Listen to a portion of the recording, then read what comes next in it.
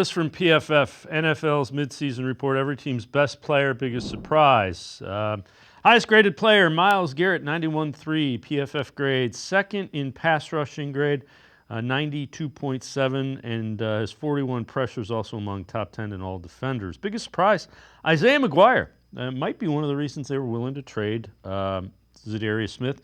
Team's pass rush has generated pressure at a high level the last few weeks. Much of that is because of the emergence of McGuire. Total 12 pressures, only 83 pass rushing snaps. McGuire has also been force against the run, posting an 89.9 run defensive grade with 5 stops. You've noticed him. I guess that's the best way to say it is you've noticed Isaiah McGuire when he's been in there.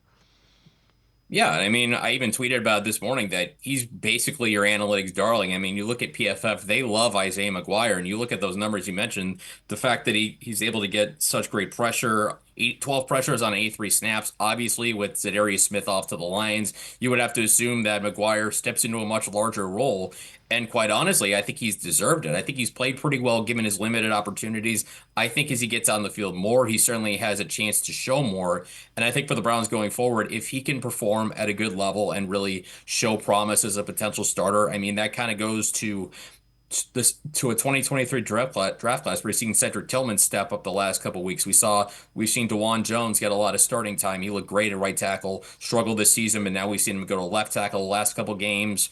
And now you want to throw in Isaiah McGuire, who like you said, and certainly is going to get an opportunity. Those three guys perform, and all of a sudden you got a couple interesting players. And I think that's why looking ahead to the 2025 draft, now you have more picks in play. Now you have a chance to add more young pieces to this team.